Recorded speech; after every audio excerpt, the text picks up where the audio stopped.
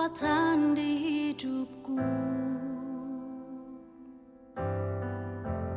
Ku dapat di dalam-Mu. Kau teguhkan hatiku. Tiada yang mustahil bagimu. Sebab aku percaya, bukan karena melihat, namun karena firman-Mu yang selalu digenapi di hidupku. Ku percaya, bukan karena melihat, namun karena firman-Mu tiada pernah berubah.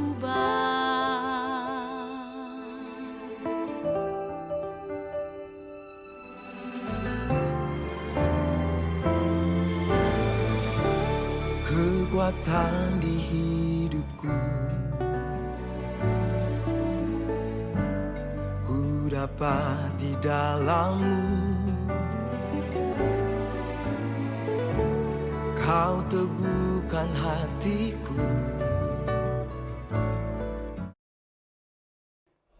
Selamat pagi. Lambaikan tanganmu buat Tuhan. Haleluya, kayak puji Tuhan. Kita bersyukur sama Tuhan yang luar biasa. Kita masih ada di tempat ini, satu kemurahan kasih-Nya yang besar. Ya. Anugerah-Nya yang begitu dahsyat itu selalu melimpah dalam hidup kita. Karena Tuhan kita baik. Amin. Siapa yang mengakui bahwa Tuhan Yesus kita baik, beri kemuliaan yang meriah buat Tuhan pagi hari ini. Haleluya. Yes. Saya percaya ridha Tuhan di tempat ini. Sukacita Tuhan mengalir di tempat ini. Ya. Agak pelan-pelan kalau ngomong ya.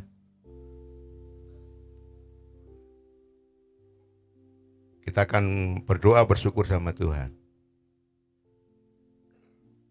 Bapa, Engkau baik dan Engkau sangat baik. Kami menikmati kebaikan-Mu itu. Di dalam setiap apapun yang kami alami, kami selalu menikmati kebaikan-Mu. Dan kami tetap percaya bahwa Engkau Allah tidak pernah meninggalkan kami. Kami menikmati hadirat-Mu pagi hari. Menikmati sukacita-Mu Tuhan. Dan Kau berdaulat di dalam ibadah pagi hari. Dalam nama Yesus. Amin. Beri kemuliaan buat Tuhan kita. Yang meriah buat Tuhan. Haleluya. Yes. Terima kasih Tuhan. Ku tinggikan nama-Mu. Muliakan Engkau Tuhan. Yesus, Kau sungguh baik. Yesus, nama-Mu indah. Yesus, nyanyikan dengan segenap hati kita. Ku cinta Kau selalu. Ya, ku tinggikan, ku agungkan selamanya. Yesus, Kau sungguh Dia baik, Dia luar biasa. Namanya ajaib, indah, mengagumkan. Kami cintai Kau Tuhan. Haleluya. Ku tinggikan, ku agungkan selamanya.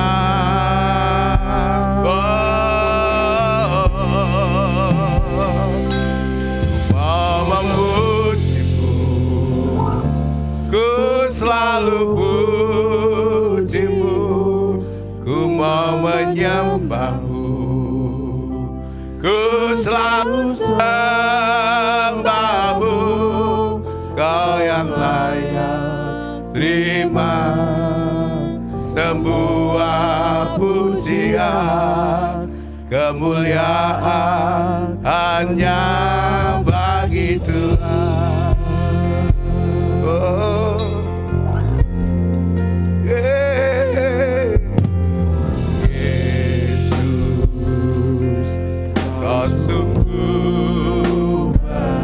Nikmati kebaikan Tuhan, ya namamu indah, Yesus, ku cinta kau selalu, ku tinggikan, ku agungkan selamanya.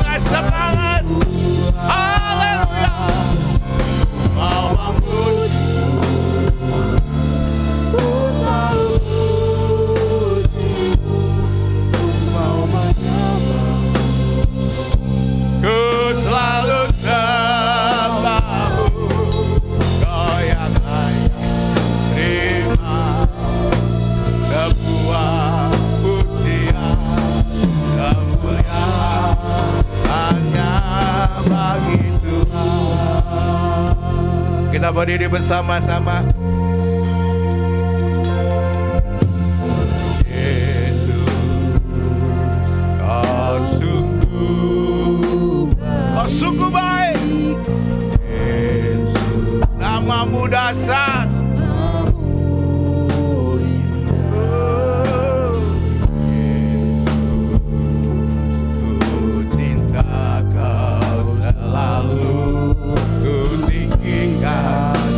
Lakukan selamanya. Lagi Yesus, Yesus, nyanyikan dengan segenap hati kita, rasa cinta kita, rasa kagum kita kepada Tuhan Yesus kita. Ya, ya Tuhan Yesus, ku cinta kau selalu, ku angkat tanganmu sama-sama, katakan, ku mau memujimu.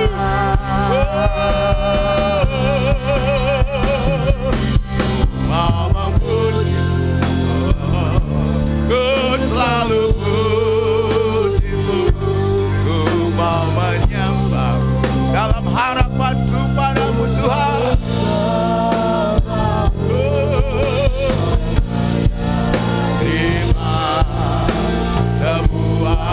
Pujian, kemuliaan lagi. Yes, ku mau memujimu Tuhan, mau memujimu, ku selalu pujimu, ku mau menyembah, ku selalu sembahmu.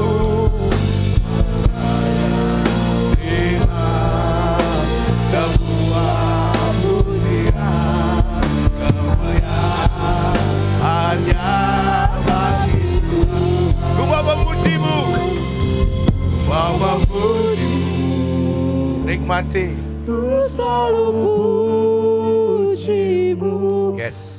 mau menyembahmu. Ya Tuhan. Ku selalu sembahmu. Ya Tuhan. Kau yang layak. Ya Tuhan. Terima semua pujian. Ya Tuhan. Kemuliaan. Lagi dengan segenap hati kita. Bagi Ku mau memuji. Tuhan. Ku mau memuji-Mu. Ku selalu puji-Mu. Ku mau menyembahmu. Ku selalu sembah-Mu. Kau yang layak terima sebuah pujian.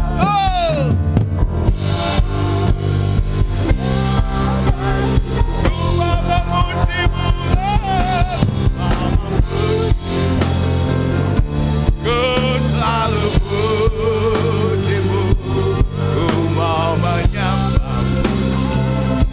Ku selalu sembah-Mu. Kau layak terima sebuah pujian. Kemuliaan hanya bagi-Mu. Kau yang layak, Kau yang layak terima sebuah pujian. Kemuliaan hanya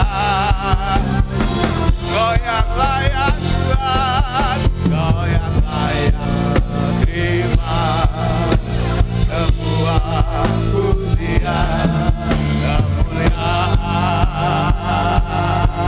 hanya bagi Tuhan. Kau yang layak terima pujian itu Tuhan. Pujian kami. Haleluya. Haleluya. Biar ku menikmati. Biar ku menikmati.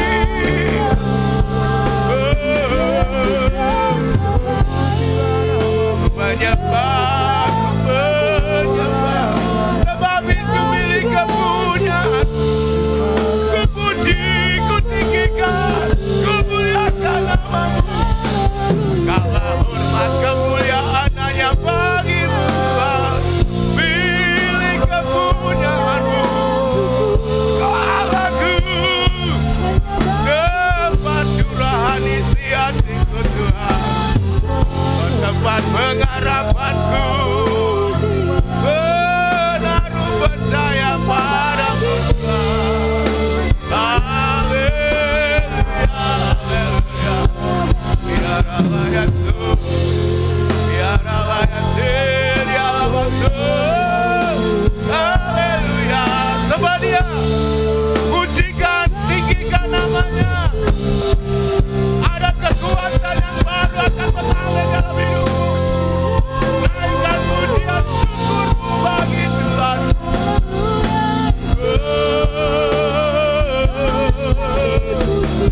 Haleluya, haleluya. Biarlah ya, biarlah ya Tuhan. Biarlah sahabat-sahabat para itu.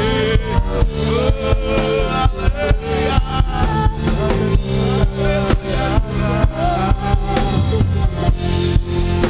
Biarlah ya Tuhan. Kami rindukan hadirat-Mu, ku nikmati. Hadirat-Mu, nikmati Tuhan. Sembah Dia, terus pujikan, naikkan pujian syukur-Mu bagi Tuhan. Bersyukur sama Tuhan. Terima kasih Tuhan, ku bersyukur. Ku bersyukur Tuhan, ku bersyukur. Di dalam segala perkara Tuhan, aku dapat menanggung karena kekuatan-Mu.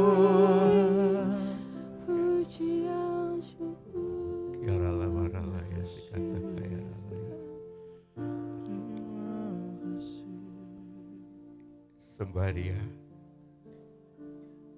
Dia ada di tempat ini. Dia mau cari hati yang rindu. Dia cari hati yang pengen berjumpa.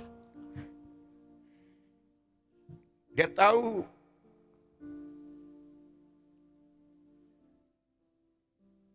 kegagalanmu, dia tahu ketidakmampuan, dia tahu. Tapi ingat, Dia ada bersama dalam hidup kita.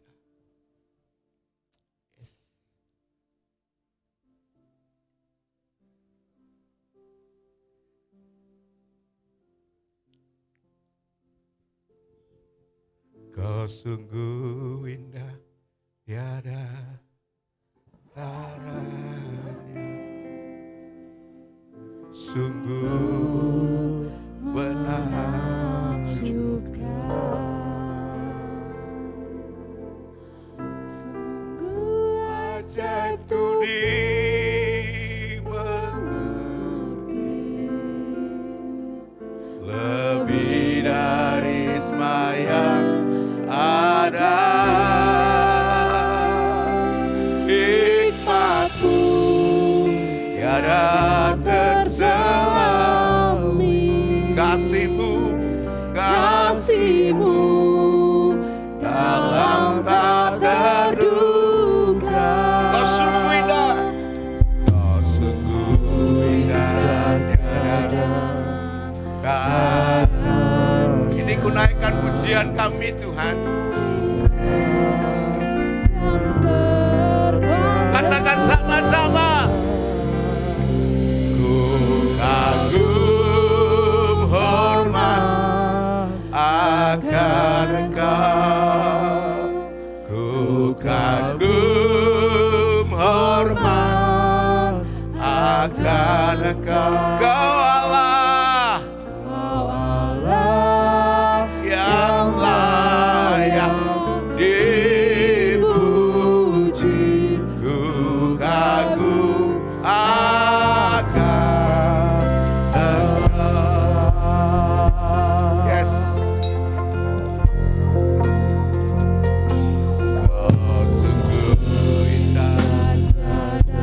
Hey.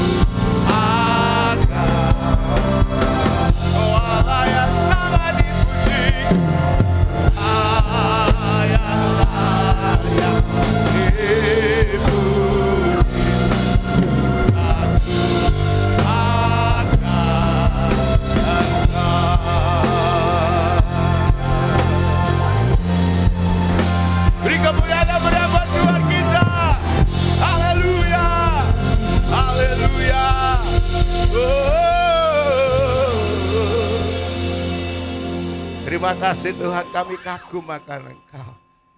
Kagum caramu bekerja. Kagum caramu menolong.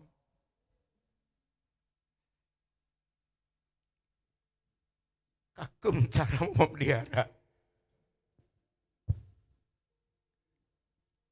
Aku bangga punya Tuhan sepertimu. Kau tetap baik, kau tetap dahsyat. Janjimu ajaib. Terima kasih Tuhan Yesus. Dalam nama Yesus yang percaya katakan. Kali lagi beri kemuliaan buat Tuhan. Haleluya. Tuhan kita Tuhan yang besar. Amin. Tuhan kita Tuhan yang besar. Tidak pernah terbatas caranya bekerja. Caranya untuk mengatasi apapun tidak pernah dibatasi oleh waktu. Tidak pernah dibatasi program manusia. Karena Allah punya kehendak. Amin. Beri kemuliaan buat Tuhan. Haleluya. Woi.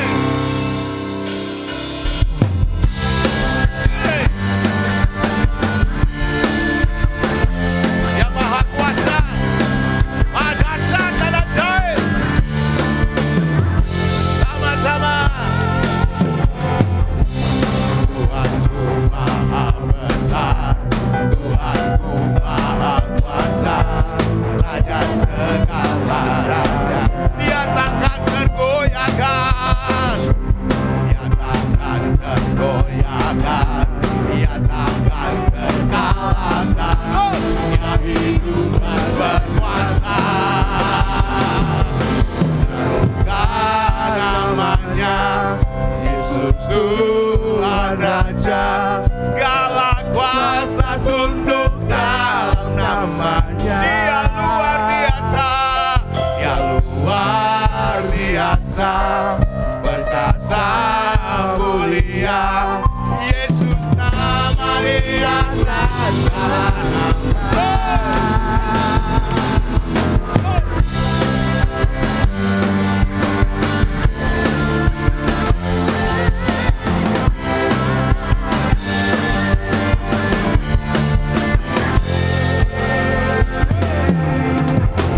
Tuhanku Maha Besar.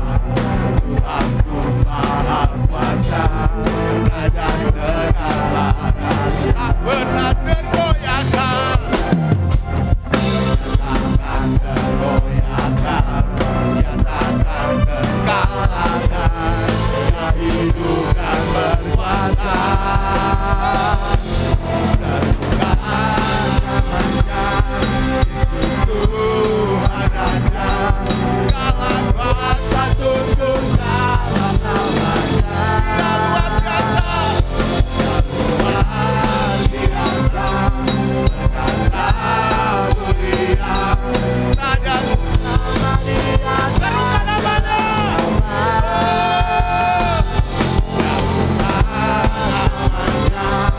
Yesus Tuhan Raja. Segala kuasa. Kuasa tunduk dalam namanya. Luar biasa. Perkasa mulia. Yesus nama Di atas segala nama.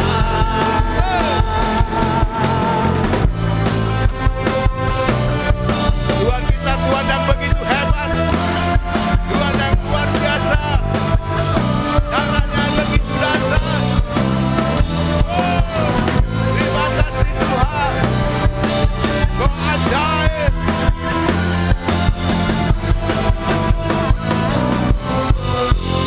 Sama-sama.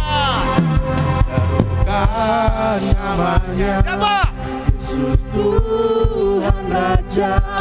Segala kuasa tunduk Dalam namanya Dia luar biasa. perkasa.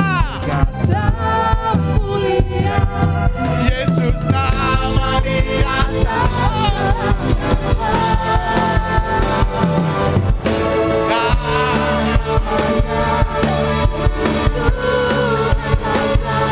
Segala kuasa tunduk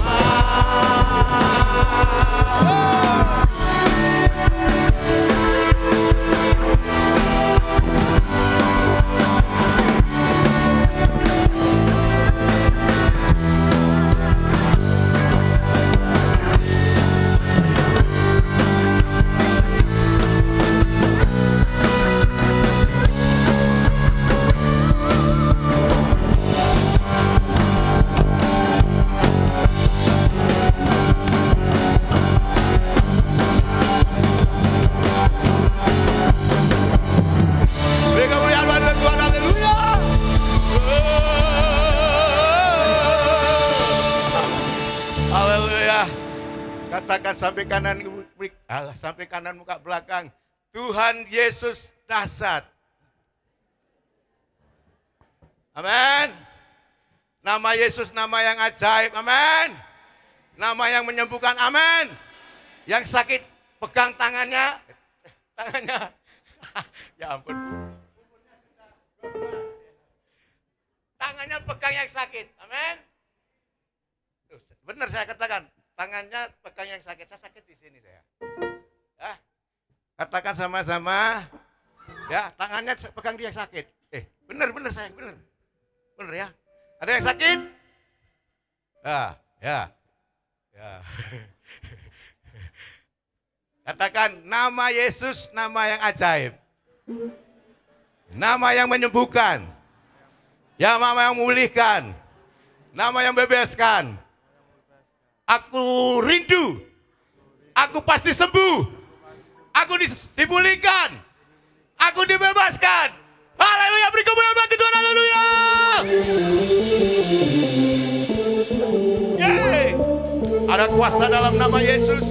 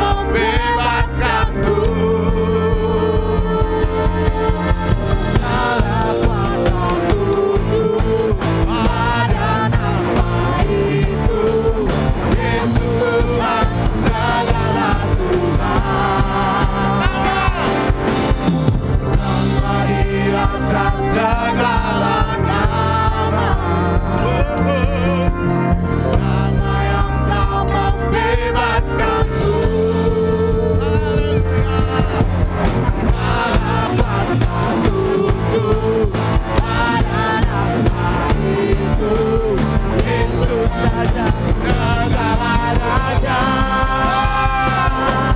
Engkau yang mulia di surga, termasuk berkasa selamanya. Engkau yang berkuasa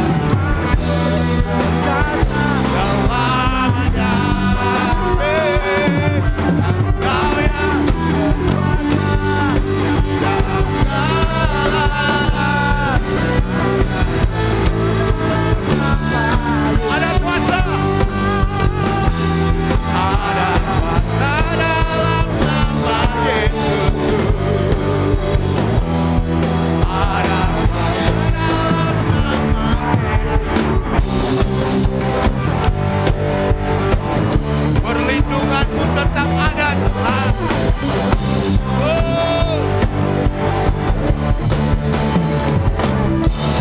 Haleluya. Haleluya. Silakan duduk. Amin. Haleluya. Tuhan selalu ajaib. Namanya dahsyat. Namanya selalu ajaib. Kita mau memberikan untuk kelas sosial dan siapkan hati untuk firman Allah.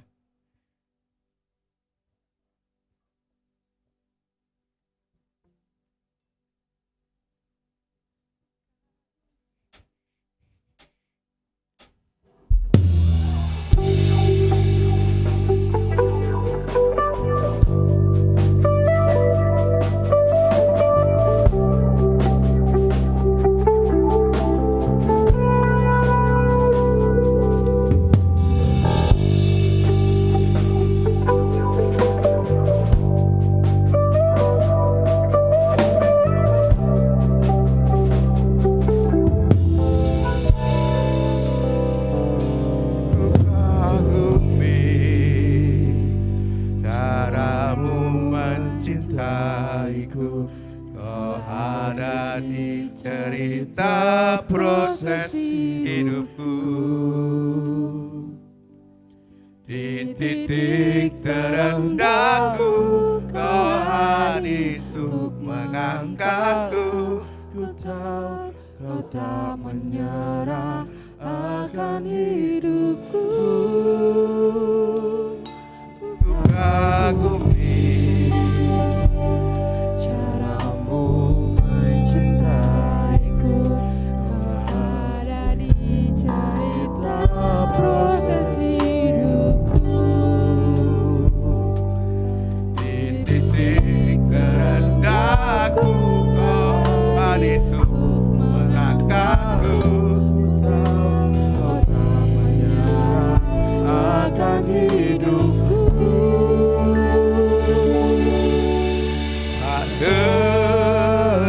Terbatas kuasamu,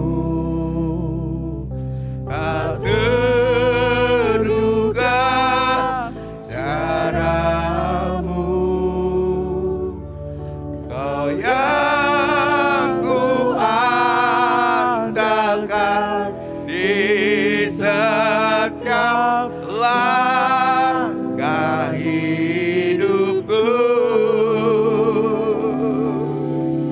Tak terbatas kasih-Mu,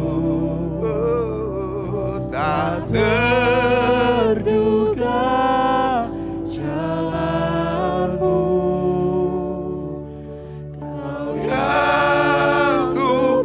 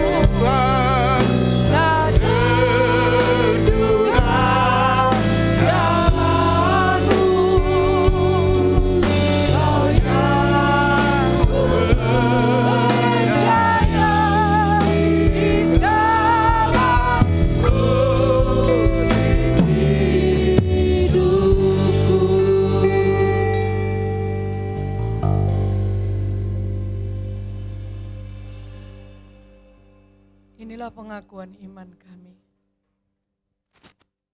Kami kagum akan cara-Mu Tuhan. Ya.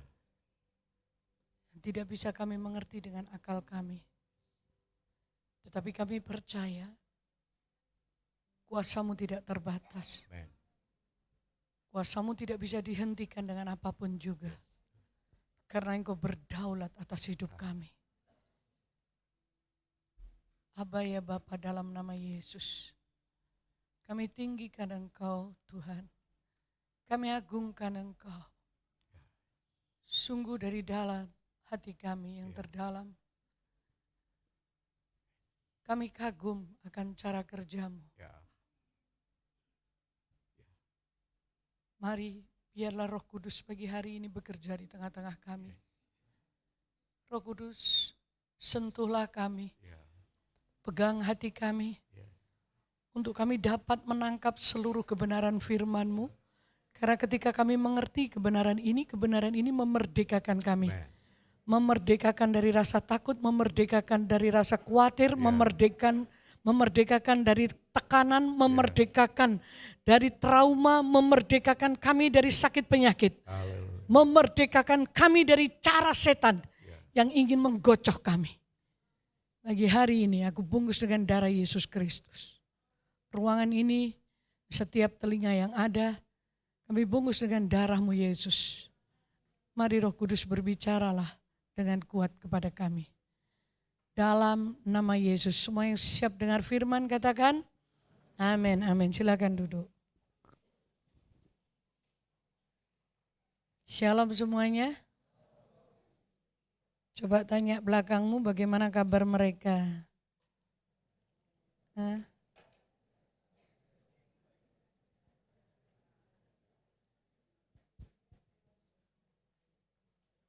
Bagaimana kabar mereka, saudara?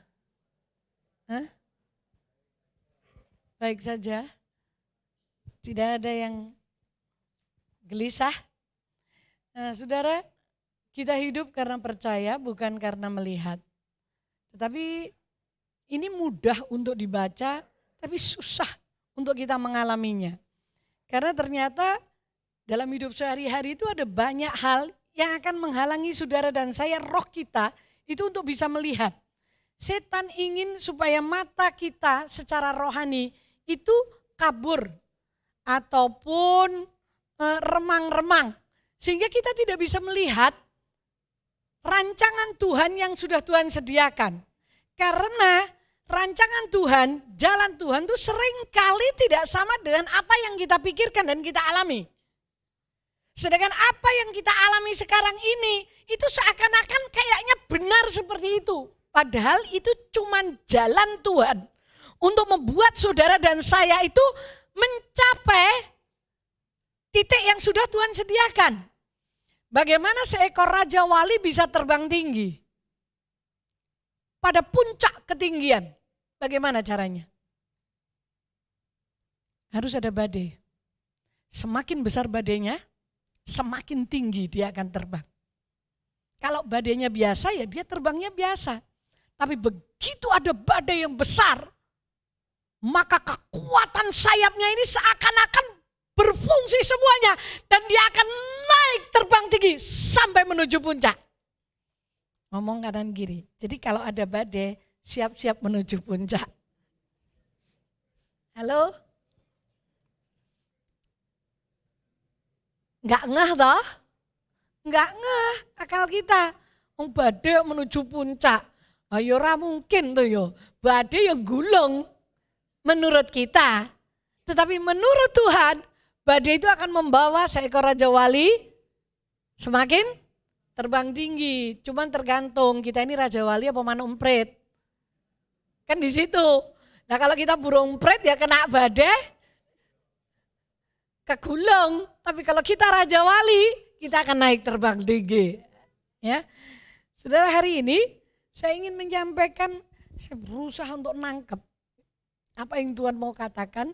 Dan nanti Roh Kudus akan terangkan kepada saudara tentang bagaimana supaya kita itu bisa hidup dengan percaya bukan karena melihat. Yaitu tentang kodrat ilahi. Saudara, dari awal Tuhan itu menciptakan manusia itu serupa, segambar dengan Tuhan. Sejak manusia jatuh dalam dosa, maka gambar Allah rusak. Dan ketika Yesus datang ke muka bumi, maka yang dipulihkan adalah gambar Allah dalam diri manusia. Setiap orang yang percaya kepadanya, maka gambar Allah itu akan dibentuk, disusun oleh Tuhan untuk menjadi seperti sebelum manusia jatuh dalam dosa. Karena gambar Allah inilah yang memampukan, ini merupakan satu kuasa yang memampukan saudara dan saya untuk hidup berjalan bersama dengan Allah. Bukan berjalan karena keadaan, bukan disetir dengan situasi kondisi, tapi kita berfokus kepada Tuhan Yesus, saudaraku. Nah, ini yang Tuhan inginkan. Dari Tuhan Yesus turun ke muka bumi, dia mati di atas kayu salib. Bangkit pada hari ketiga itu adalah untuk memulihkan saudara dan saya. Untuk segambar lagi dengan dia. Ngomong kanan kiri, Tuhan mati itu untuk kamu sama aku loh. Supaya gambarnya itu gak rusak gitu loh. Karena gambar Allah itu rusak dalam hidup kita. Allah itu penuh dengan kasih, penuh dengan pengampunan sejak manusia jatuh dalam dosa. Aduh saudara, yang ada itu bukan kasih. Yang ada itu adalah perselisihan, percekcokan, iri hati, hawa nafsu yang enggak karu-karuan, keputusasaan, akhirnya bunuh diri. Rasa ingin bunuh diri itu sekarang ini kayaknya menjalar. Gak tahu ini saya beberapa kali ini ketemu dengan orang-orang yang berkata kepada saya, Bu Ella gimana Bu? Kadang-kadang ketika saya diam tuh rasanya pengen mengakhiri hidup tuh muncul dalam hidup saya. Saya ngomong, emangnya kamu tuh kena renten apa piye? Terus sampai kelilitan gak karu-karuan. Enggak Bu, tapi masalah tuh begitu banyak rasanya kayak saya tuh udah gak berguna lagi. Lucu kan saudaraku.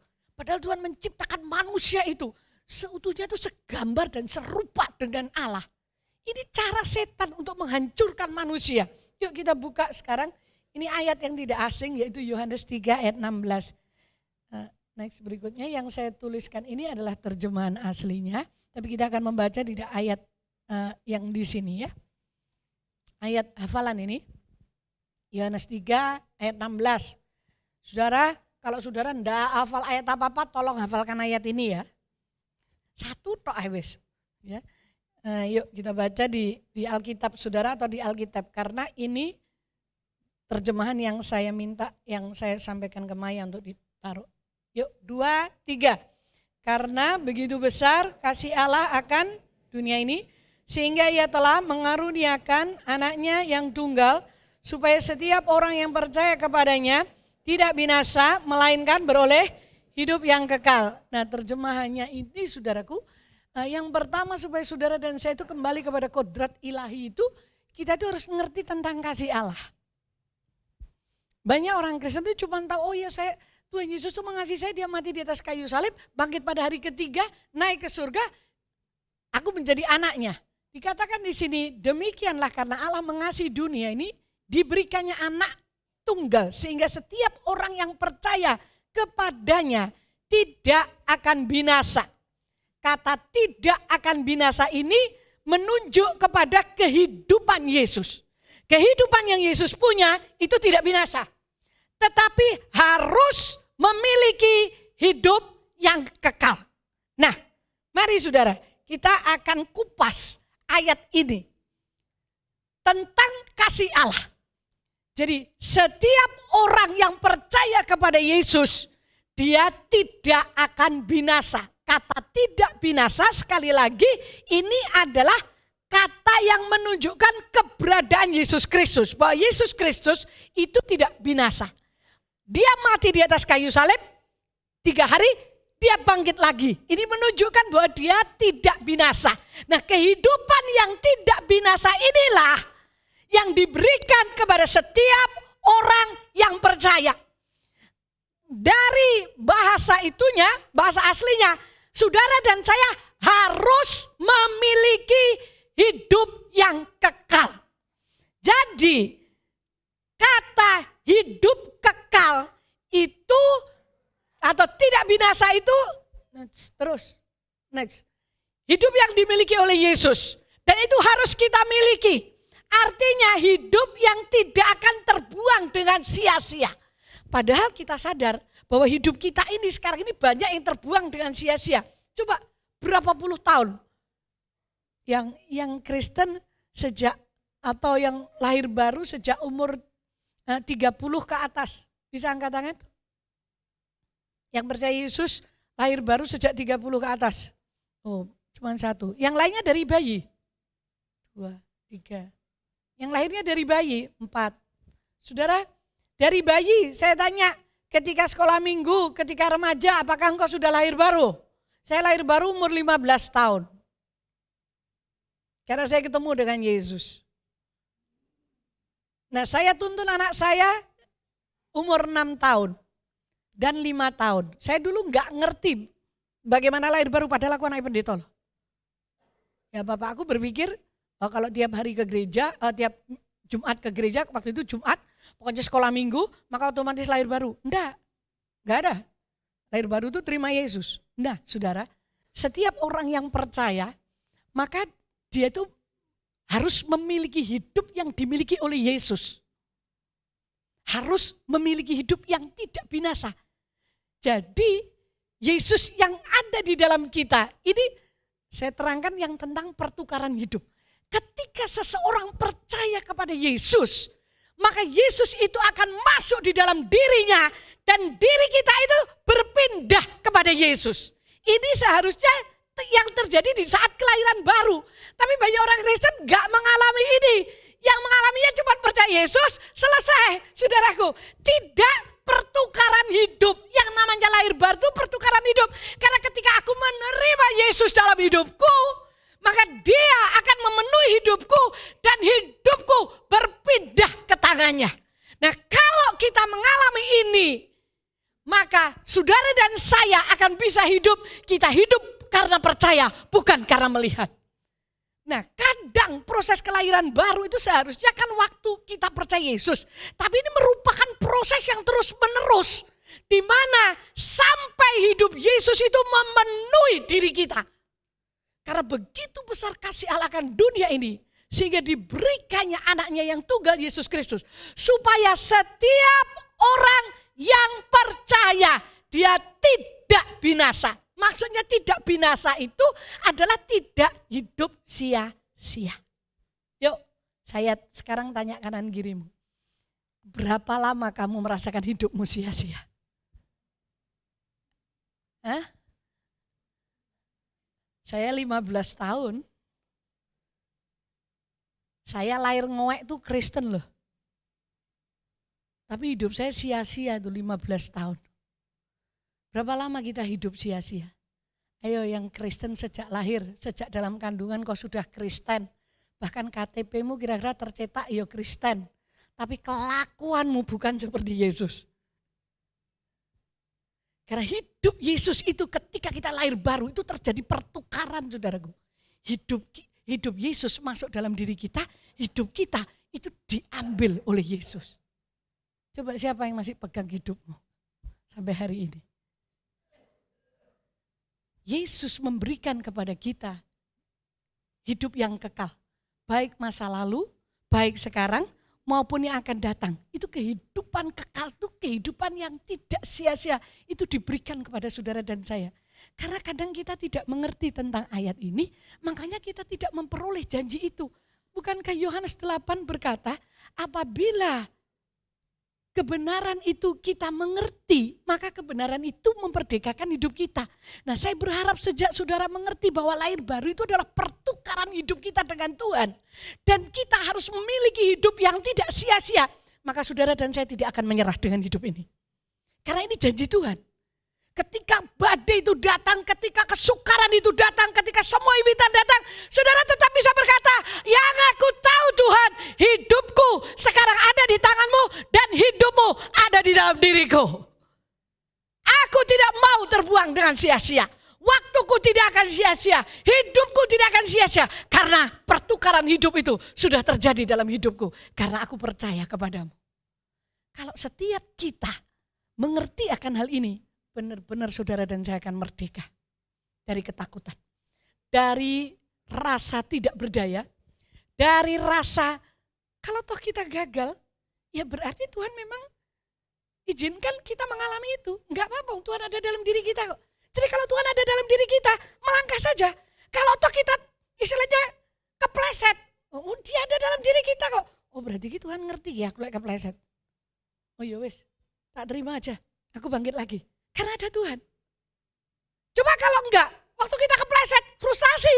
Waduh kok iso ngene ya. Padahal aku tuh gini, aku gini. Tetapi kenapa aku kok kepleset? Padahal aku tuh percaya sama Tuhan. Itu tipuan setan. Karena ketika masalah itu datang, seringkali mata kita tuh tertutup dengan masalah. Saya tidak punya koin yang 100 rupiah yang gede itu susah tuh saudara ya. Tapi begini saja dah. Ini kertas gini aja. Nih kertas ya. Ini kalau saya pandang begini saya masih bisa melihat legi di situ. Saya masih bisa melihat iser. Ya. Saya masih bisa melihat bulan tiar. Saya masih bisa melihat Bu Handoko. Ini kertasnya di sini, saya masih bisa melihat Denny ada di sana, saya masih melihat Hansen di belakang itu. Tapi kalau ini masalah ya, masalah saya ini tak lihat. Oh iya wah kemen toh, si jirung rampung, si jine teko, iya teko no. Biayaan bisa, aduh kok kayak gini, banyak catatannya di sini, bolak-balik ini penuh. Ini selama begini, saya masih bisa melihat itu, siapa itu, Michael, ya di situ. Tapi coba perhatikan.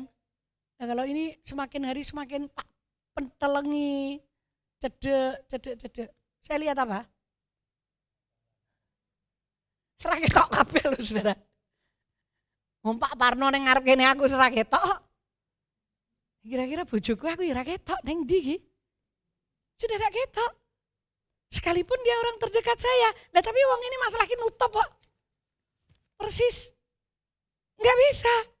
Tapi kalau saudara dan saya menyadari bahwa Yesus itu ada dalam diri kita, bahwa kita ini mengalami pertukaran hidup, maka saudara dan saya akan bisa melihat bahwa kita hidup bukan karena melihat, tapi kita hidup karena percaya. Makanya kita akan dijadikan serupa dengan Allah. Atau menjadi gambar Allah itu dalam 2 Petrus 1 ayat 3 dan 4. Saya akan membacakan ayat ini saudaraku. 2 Petrus 1.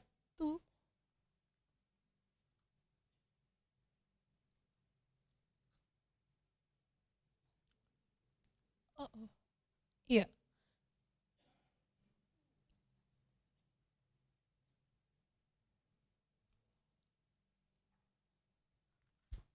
Dua Petrus 2 saudara. Bukan 2 Petrus 1. 2 Petrus 2. Kuasa ilahinya telah menganugerahkan kepada kita segala sesuatu yang berguna untuk hidup yang saleh oleh pengenalan kita akan Dia yang telah memanggil kita untuk kemuliaan dan kebaikannya. Dengan jalan itu Ia telah menganugerahkan kepada kita janji-janji yang berharga dan sangat besar, supaya olehnya kamu boleh mengambil bagian dalam kodrat ilahi dan luput dari kebinasaan yang ada dalam dunia akibat hawa nafsu. Perhatikan baik-baik. Karena kuasa ilahinya telah menganugerahkan kepada kita segala sesuatu yang berguna untuk hidup. Apa itu? Yesus, saudaraku. Ketika seseorang percaya kepada Yesus, kuasa ilahinya itu diberikan kepada kita. Masuk di dalam hidup kita. Kita mengalami pertukaran dan dipenuhi dengan kuasa ilahi supaya saudara dan saya boleh mengambil posisi kodrat ilahi sehingga kita terluput dari semua hawa nafsu. Ketika seseorang menyadari setiap detik, setiap saat bahwa hidupnya adalah hidup yang sudah mengalami pertukaran dengan Yesus, maka dosa pun tidak bisa menguasai hidup saudara. Gak akan bisa. Karena ketika dosa itu ditawarkan, kita sadar kok di dalam diri kita ada Yesus. Hidup kita ini adalah hidupnya Yesus. Bagaimana kita bisa melakukan dosa? Karena kita tidak mengingat atau menyadari bahwa kita sudah mengalami pertukaran hidup. Dan hidup kita itu kita ambil lagi, kita berkata Tuhan tak silesek ya, sebentar saja, untuk sedikit saja Tuhan. Sehingga supaya aku ini menikmati kebebasan. No, tidak ada dosa yang namanya bebas. Semua dosa itu mengikat. Semua kelemahan itu menghancurkan. Dan Yesus datang untuk membebaskan saudara dan saya. Wes tuh saudara, percaya saja. Ketika kita percaya Yesus, hidup kekal itu menjadi bagian kita. Hidup kita ini adalah hidup yang sudah dipegang oleh Tuhan. Dan ketika kita menyadari ini, saudara dan saya itu akan tenang menjalani hidup ini. Kalau toh persoalan itu datang, kalau toh masalah itu datang, kita tahu kok, kita sadar yang ada di dalam diri kita ini jauh lebih besar daripada masalah itu.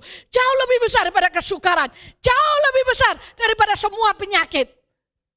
Sekalipun air mata kita masih bisa keluar, bahkan kira-kira ada yang sampai kering. Saudara, ada yang mengalami, pernahkah saudara mengalami kesedihan atau masalah di mana air mata saudara itu sudah gak bisa keluar lagi, habis. Saudara, ketika sedih banget itu mau nangis itu rasanya gak iso. Tahu gak saudara, yang diperlukan hanya apa? Kesadaran akan Yesus yang tinggal di dalam diri kita. Karena ketika kita sadar itu, mata roh kita akan bisa melakukan ayat ini. Kita hidup karena percaya, bukan karena melihat. Tapi Bu Ella, buktinya masalah ini harus saya hadapi. Ya, masalah itu harus dihadapi, bukan untuk kita lari. Dan itulah yang menunjukkan bahwa saudara dan saya itu milik Yesus. Bahwa kita memiliki hidup yang kekal, yang tidak terbuang dengan sia-sia. Maksudnya tidak terbuang dengan sia-sia itu berarti kita menyerah kepada keadaan, kita menyerah kepada kesulitan, kita menyerah dan akhirnya setan yang memilikinya. Itu namanya sia-sia. Selama saudara dan saya memegang hidup ini, memegang Yesus Kristus, menyadari setiap saat, maka hidupmu tidak akan sia-sia. Karena apapun yang kita lakukan, itu ujungnya adalah kekekalan. Saudara, ujungnya kekekalan. Saudara dipercayai dengan berkat yang banyak. Itu bukan hanya untuk di dunia ini. Nggak ngapain, itu nanti mati yura digowo loh saudara. Mati gak dibawa loh itu. Tetapi itu pasti punya tujuan kekekalan. Nggak mungkin loh. Nah kalau hanya untuk di dunia ini saja, lah ngapain Tuhan berkati saudara dan saya? Dipercayai dengan begitu berkat yang lebih. Saya tanya, coba tanya kanan kirimu, mati dibawa enggak itu? Enggak ada yang bawa, saudara. Baru beberapa saat itu saya mendengar salah satu pembisnis yang dia itu miliuner ya, kalau enggak salah di dunia ini. Karena dia seorang pemain saham yang handal. Dan tiba-tiba kalau namanya main saham itu ya dalam hitungan detik kadang-kadang ataupun 1 jam, 2 jam. Saya ngertinya karena anak saya dulu kan broker. Jadi saya tahu dari dia. Memang ngomong sing tuku sahami duit nganggur, duit turah. Lek gak ojo. Sebabnya bisa jungkel bunuh diri. Dia 7 tahun. Dan kalau menurut pakar saham kalau sampai tahan 7 tahun kerja itu, maka ya memang jiwanya jiwa yang sudah terbentuk, instingnya itu insting terbentuk. Nah saya pernah bilang, coba Thomas, aku itu kerja mengembangkan milik kliennya yang dia tanamkan 1 M, dalam tempo 2 bulan bisa menjadi 5 M. Gak ada bank yang kasih bunga kayak gitu. 1 M dalam 2 bulan temponya jadi 5 M. Ya kliennya percaya banget. Mau memang dia bisa pegang seperti itu. Dalam tempo 1 jam mah habis semua itu 5 M. Karena tak kasih tahu tidak percaya. Ya namanya wong duit-duit, wong duit-duit DE, mau DR, mau bagaimanapun juga ya anak saya wong istilahnya terima batur gitu ya, pembantu yang melakukan tapi kan bukan yang punya. Anak saya membuat itu menjadi 5 M itu dalam 2 bulan dan 5 M dalam yang diperoleh dalam 2 bulan itu hilang dalam 1 jam. Wow, saudaraku. Ngono ya pegel Kris. Ora terima pegel, ngomal aku sing diomeli, genten tak omongi. Sudah tak kasih tahu, jangan buka. Kok ya tetep dibuka lah terus gimana ini? Ya wes wong. Ini kan sama-sama anak Tuhannya gitu loh saudara yang yang kliennya ini. Kalau ngomong harus bahasa ngoko, karena kalau pakai bahasa Inggris semua orang akan tahu. Lek ngoko semua orang tidak tahu karena dia dulu orang Surabaya. Nah saudara, ya dalam tempo 1 jam habis. Nah saya dengar kapan lalu itu, gak tahu namanya siapa, lupa itu. Pak Bambang yang dikirim sama David. Itu seorang miliarder, tiba-tiba karena ini saham kan naik turun, anjlok sahamnya dan dia kehilangan 7T. Ojo tekon sama saya. 7T ini ku pinten Bu orang ngerti aku. Pokoknya kira-kira lek dijejer duit atusan ewu Ngawi Jakarta sik turah. Gitu kalau 7T. Saudara. Frustasi lah dia. Akhirnya bunuh ke diri. Coba tuh saudara pikirkan. Karena hidupnya itu terbuang dengan sia-sia. Tujuan setan membuat saudara dan saya itu hidup kita itu sia-sia. Kita tidak menikmati kehidupan yang tidak binasa. Hidup yang dipunyai oleh Yesus. Hidup yang berkemenangan. Hidup yang tahan di dalam penderitaan. Hidup yang mengalahkan semua kegalauan. Oh ya, Yesus mengalahkan itu. Yesus tahan dalam penderitaan. Bukan berarti hidup kemenangan itu hidup tidak pernah menderita. Hei, Yesus menderita. Waktu dia sebelum disalib, dia diludahi, dia dicambuk, dia diseret, ditonyo, jubahnya dirobek. Ya, dia menderita. Tapi bukan berarti hidup yang kalah. Tapi dia tahan dalam penderitaan. Dan dia keluar sebagai pemenang. Karena dia berkata, ampunilah mereka karena mereka tidak tahu apa yang mereka perbuat. Jadi untuk hidup berkemenangan itu bukan berarti kita tidak ada masalah. Kita ada masalah tetapi saudara dan saya bisa menyelesaikannya. Bisa tahan. Yesus tahan sampai di atas kayu salib. Dia setia. Bisa saja Yesus melarikan diri dari sengsara yang harus dialaminya. Yesus menderita bukan untuk kebenaran atau untuk sesuatu yang baik yang perlu dipertahankan. Enggak. Yesus menderita karena dosa saudara dan saya. Betapa bobroknya kita. Betapa kita ini seharusnya masuk ke neraka. Dia rela mati untuk ketidakbenaran. Kemarin ketika ada seseorang yang mengaku yang Kristen dan berkata Yesus saja mati untuk kebenaran. Maksudnya apa? Iya, dia rela mati untuk kebenaran. Kebenarannya siapa? Saya tanya. Yesus mati untuk dosa manusia, bukan untuk kebenaran. Kebenaran itu gak perlu dibela. Karena benar akan tetap benar. Ketika dia marah, saya diam. Jadi sudah gak sama. Saudaraku, kalau Yesus mati untuk orang benar, nah ngapain orang benar? Kehidupan Yesus adalah kehidupan yang penuh dengan kemenangan. Sekalipun dia menderita. Sekalipun kalau orang-orang yang lihat Yesus pikul salib itu loh saudaraku. Itu jalannya ke Golgota itu ada 3 kilo lebih ya. Dari tempat Yesus dihajar, dicambuk, terus jalan ke Golgota itu hampir 4 kilo, mungkin 3,6. Di tengah jalan 3,6 itu semua mata yang melihat Yesus, ini pendosa. Wah, dia gak bisa apa-apa. Oh, dia kalah. Wah, mana buktinya? Akan dia dengarkan selain para wanita yang ada di situ dan menangis dengan air mata. Tapi orang-orang yang ada di situ, para ahli Taurat, orang Farisi, sudah selesai dia. Dia tidak punya kekuatan apa-apa. Lihat itu, sampai di kayu salib, pasukan mengejek, kamu menyelamatkan orang lain, selamatkan dirimu. Ya. Hidup berkemenangan itu bukan berarti bebas dari ejekan, bebas dari kata-kata orang. No. Hidup berkemenangan itu adalah saudara dan saya tetap berjalan dalam kebenaran. Sekalipun tidak ada seorang pun yang menopang hidup saudara dan saya. Atau hanya bisa melihat kita dari jauh. Tapi karena engkau tahu bahwa hidup Yesus ada dalam dirimu. Aku akan berjalan sampai kepada tujuan.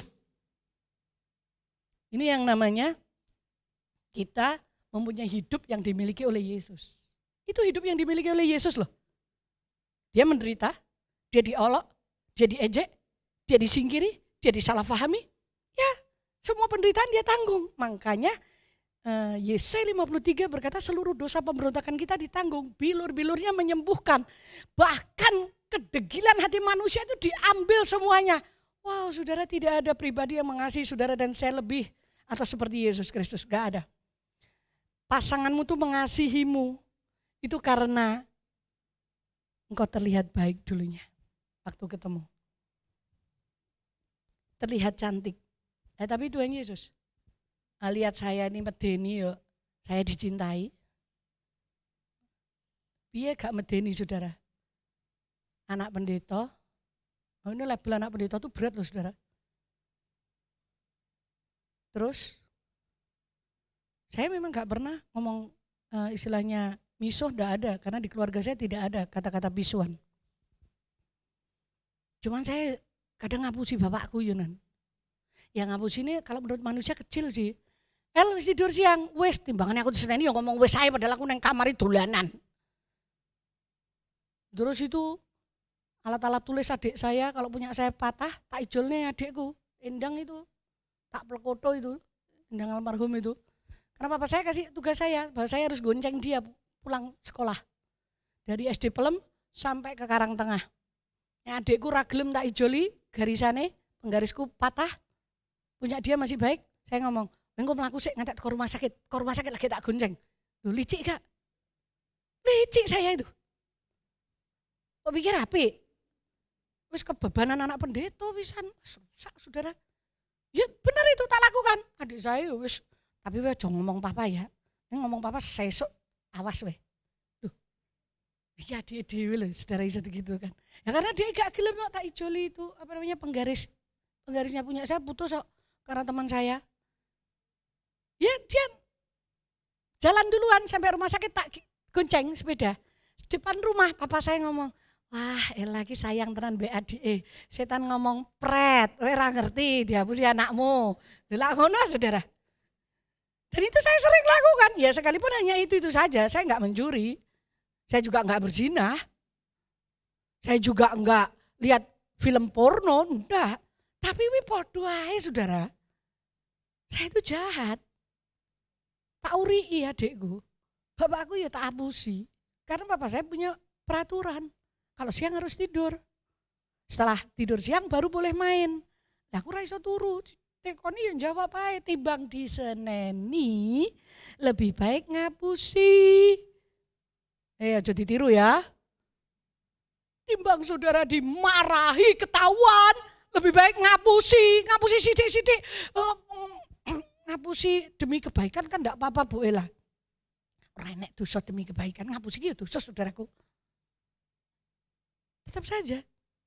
Gitu loh, Tuhan Yesus tuh kok mau ya menukarkan dirinya kepada saya dan hidup saya itu diambil oleh dia. Saya yuk gak habis pikir, ayo Tuhan sopot aku iki, ketoke blegere kayak malaikat, jerone piuh-piuh ngambon-ngamboni wong ngantek mendem ora usah tumpangi tangan iso geblak saudaraku. Karena berbau busuk, penuh dengan tipu daya, kelician. Dan ketika saya bertemu dengan Yesus, maka semua itu diambil oleh Tuhan. Dan ketika hidup saya digambarkan oleh Tuhan, saya ketakutan dan gemetar waktu itu. Saya ingat ketika saya harus, saya bertelut di tempat tidur saya.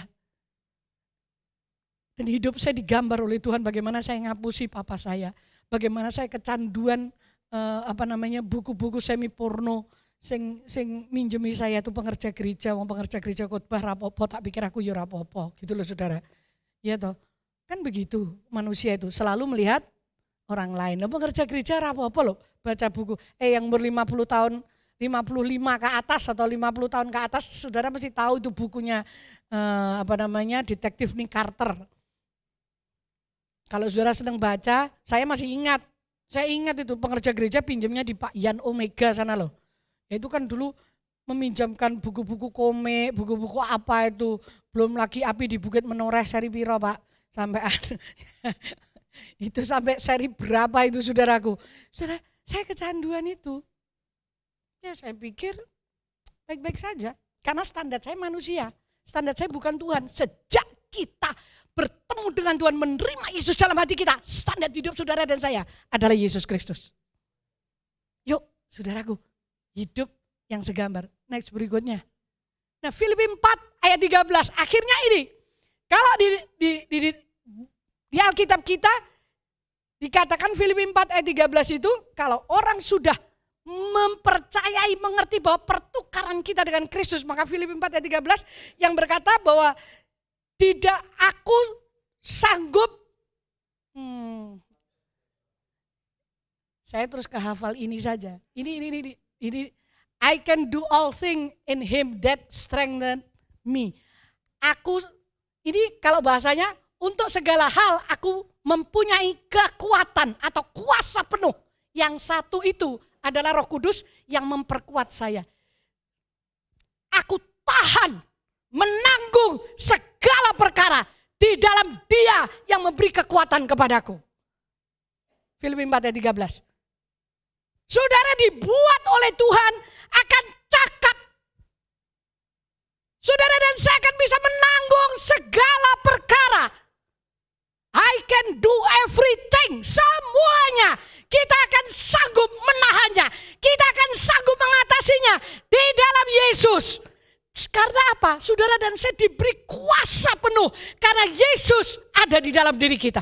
Kalau Yesus ada dalam diri kita, maka kuasa penuh surga itu ada dalam hidup saudara dan saya. Nah, cuman ini loh, sadar, senggolan kanan kirimu, sadar. Hidupmu itu bukan hidupmu lagi. Ya. Makanya Rasul Paulus berkata bahwa hidupku bukan aku lagi, tetapi Yesus yang hidup di dalamku. Coba lihat sebelahmu. Firda lihat Pak Toto, apakah Yesus terlihat di situ? Hah? Saudara tahu kalau hidupnya Yesus dalam hidup kita. Sekalipun dicambuk, sekalipun dimaki-maki, sekalipun diludahi dan darah itu keluar, bagaimana hidup Yesus itu? Dia tetap berkata, aku akan lakukan ini sampai titik darah penghabisan. Itu hidup Yesus. Halo, yang tersakiti dan jegot, yang tidak dipahami dan kita tersinggung, itu bukan hidup Yesus, itu adalah hidup kita yang masih nempel. Ya, makanya ku telah mati dan tinggalkan. Semoga saya tidak membuat kamu kesulitan. Ku telah mati, ku telah mati dan tinggalkan. Apa saudara? Cara hidupku yang lama, semuanya sia-sia dan tak berarti lagi. Stop. Saudara tahu hidup kita itu sia-sia. Tapi hidup yang dipunyai Yesus, yang dikatakan tidak binasa, itulah hidup yang tidak sia-sia. Nah ini kalau diplesetkan, plesetannya ku telah mati dan bangkit lagi gitu saudara. Ini diplesetnya gitu zaman sekarang ini. Ya saya ini sabar tapi saya ini masih manusia. Bagaimana saya disuruh sabar seperti Yesus? Loh ini masih lali. Hidupnya dia itu sudah dipegang Yesus, terus sekarang yang ada dalam dirinya adalah Yesus Kristus. Orang bisa tidak menguasai diri karena dia lupa bahwa yang ada dalam dirinya adalah Yesus Kristus. Ya. Jadi kita akan bisa menanggung segala perkara dengan kekuatan atau kuasa yang penuh di mana Roh Kudus ada dalam diri kita. Senggol kanan kiri, kamu tuh kuat. Kamu bisa. Bukan karena kamu, tapi karena ada Roh Kudus dalam dirimu. Yang kedua, sekarang orang yang mengambil kodrat ilahi itu dia akan tahu siapa Tuhan Allah kita itu. Dia akan ngerti kok saudaraku. Nah, saya kasih contoh Gideon. Hakim 7 ayat 7. Lalu berfirmanlah Tuhan kepada Gideon. Kita baca bersama-sama 2, 3. Lalu berfirmanlah Tuhan kepada Gideon, dengan ke-300 orang yang menghirup itu akan kuselamatkan kamu. Aku akan menyerahkan orang Midian ke dalam tanganmu, tetapi yang lain dari rakyat itu semuanya boleh pergi. Masing-masing ke tempat kediamannya. Perhatikan baik-baik. Gideon waktu itu, kita dengar khotbah kapan lalu toh Pak Bambang? khotbah kan ada 30.000 tentaranya yang ikut dia. Tetapi 32.000. Tetapi Tuhan itu punya cara lain. Diseleksi. Ayo siapa yang takut pulang. Pulang. Yang pulang 20.000. Karena 10.000. Akhirnya dicek lagi. Tuhan tuh punya standar loh ya. Yang takut pulang. Yang kedua, dites lagi. Ini memang pilihan bebas. Nanti yang minum langsung, sebelum mereka pulang. Yang minum menghirup dengan tangannya, dialah yang akan berperang. Ujung-ujungnya karek 300. Saudara tahu yang dihadapi? Gideon, bangsa Amalek. Bangsa-bangsa dari timur. Pokoknya banyak banget, ratusan ribu. 130.000. Saudara pikir, dengan 300 orang yang menghirup air itu, yang tahu sopan santun, yang tahu cara yang benar, kamu akan mengalahkan ratusan ribu orang itu. Ketika kita ngerti siapa Tuhan kita, maka saudara dan saya tidak pernah menyerah akan hidup ini. Karena dengan 300 orang, Gideon mengalahkan ratusan ribu itu. Karena Tuhan yang berperang ganti Gideon. Sampai Tuhan ngomong, Gideon, kamu tuh gak usah takut. Kamu akan mengalahkan mereka semua seperti kamu berperang dengan satu orang. Loh, Tuhan ini sampai ngomong gitu loh saudara. Heboh enggak? Ratusan ribu, 130.000. Tuhan ngomong, tenang, kamu tuh kayak berperang dengan satu orang saja kok. Dan kalau satu orang kan orang gak perlu takut. Siji musuh siji loh, saudaraku. Dengan satu orang saja, itu Gideon. Orang yang lepas dari takut bukan berarti tidak pernah ada rasa takut. Tapi dalam ketakutan dia tetap taat. Nah Gideon ya bingung, sebenarnya Gideon tuh ya takut. Dia tuh takut Tuhan. Gak mungkin kayak gitu loh Tuhan. Bangsaku tuh kayak gini. Tuhan sudah ngerti Gideon tuh dari suku yang terkecil. Dari orang terkecil di antara suku dan paling muda di antara suku-suku yang ada. Tetapi Tuhan memilih dia. Ini untuk membuktikan supaya Gideon tahu siapa Tuhan atau Allahnya. Nah kalau dia berperang dengan 32.000, ya Gideon bisa berkata, ya jelas saja karena tentaraku itu tentara Kopassus. Atau tentaraku itu semuanya adalah pas pampres. Kalau pas pampres kan satu orang bisa lawan 180. Kalau Kopassus satu bisa dengan 90. Satu Kopassus harus bisa mengalahkan 90 orang. Itu syarat untuk jadi Kopassus. Orang kabeh tentara dari Kopassus ya ora no, dipilih saudaraku. Nah untuk pas pampres beda lagi, targetnya lebih tinggi. Itu pengawalnya Presiden Trump, satu orang harus bisa mengalahkan 300. Bayang no sak meniki cuman kalah dengan satu orang. Padahal kalau cuma satu orang ayo rame-rame gebuki dia, ya toh. Seita kita bergandengan nah. Gideon bisa berkata, oh iya pasukanku adalah pasukan pas pampres. Satu bisa mengalahkan 180 orang. Nah, Tuhan tidak mau. Tuhan mau bahwa Gideon tahu siapa Tuhannya. Dia takut, tapi dia tetap taat. Ya wis lah Tuhan mek 300, ya wis 300 tak jalani saja. Dan Tuhan kita itu Tuhan yang penuh dengan strategi. Kalau saudara butuh hikmat, strategi dalam bisnis, dalam mengatur kehidupan, baca Alkitab. Karena di perjanjian lama itu seluruhnya saya membaca Tuhan bergerak dengan strategi. Waktu Gideon perang dengan strategi, Tuhan punya strategi.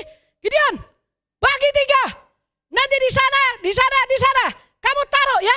Jangan mengeluarkan senjata. Kamu bawa obor, bawa gendong. Enek perang bawa gendong. Ya tak terjemahnya gendong. Karena buyung dari tanah liat. Ini masuk akal enggak? Tapi Tuhan tuh punya strategi. Makanya saudara waconan Alkitabmu. Di situ tuh banyak strategi Tuhan. Daud mau perang, Tuhan kasih strategi. Ketika merebut Siklag itu, Tuhan kasih strategi. Tuhan kita itu adalah Tuhan yang ajaib. Yang penuh dengan strategi. Dan strateginya dia tidak pernah gagal. Itu hebatnya Tuhan kita. Ayo saudara, baca Alkitab ya. Mulai hari ini. Bacanan. saudara akan mendapatkan, oh caranya ngatur duit itu gini tuh, oh caranya ngatur orang itu begini tuh. Karena Tuhan ada strategi semua loh di situ. Di Alkitab. Ini Gideon, dia tetap taat. Nah Abraham itu percaya kepada Tuhan karena siapa dia atau siapa Tuhan. Bukan apa yang Tuhan sediakan. Ini untuk mengetahui kadang kita tuh tidak sadar akan siapa Tuhan kita. Terbukti ketika saudara ingin menyerah dengan kehidupan ini. Saudara tidak sadar siapa Tuhan yang ada dalam hidup kita. Oh ya, saya juga disodori saudara. Rasanya saya pengen frustasi ketika saya bilang, aduh Tuhan, iya aku sudah tidak bisa apa-apa. Apapun yang aku lakukan ora iso. Siapapun ora iso. Saya sudah akhirnya karena saya kepentok lama. Saya menghubungi salah satu hamba Tuhan yang berhubungan dengan hal ini. Saya cerita dan saya ngomong, oh iya toh Bu Ella. Kenapa Bu Ella baru cerita ke saya sekarang? Lah ya waktunya yo. Saya mikir, saya merenung, Pastor. Saya tuh berdoa, bergumul. Dia tersenyum. Dah Bu Ella, saya akan bawa dalam doa juga. Kalau saya menyerah, maka saya tidak mengakui bahwa Tuhan saya lebih hebat dari masalah saya. Makanya saya tidak menyerah. Saya tetap percaya. Sekalipun manusia berkata terlambat, saya tahu Tuhan tidak pernah terlambat. Itu saja. Karena saya tahu, Abraham itu percaya kepada Tuhan karena siapa Tuhan. Bukan karena apa yang Tuhan sediakan. Itu terbukti loh. Tuhan berjanji kepada dia, kamu akan punya keturunan. Dan dia tunggu 25 tahun. Dan akhirnya dapat Ishak. Tetapi Tuhan berkata, bawa anakmu berikan kepadaku sebagai korban. Itu gak masuk akal toh. Ini janji 25 tahun yang dia nantikan dan Tuhan memberi. Jadi Abraham percaya bukan karena pemberian Tuhan, tapi karena siapa Tuhan itu. Dan itu melekat dalam hidup Abraham sampai dia dijuluki Bapa orang percaya. Sekalipun tidak ada dasar percaya, tapi Abraham tetap percaya bahwa Tuhan akan melakukan keajaiban. Makanya dia taat. Oh saya bingung, itu perjalanan ke Gunung Moria itu memerlukan waktu harian. Kira-kira ada kesempatan enggak untuk batal? Hah?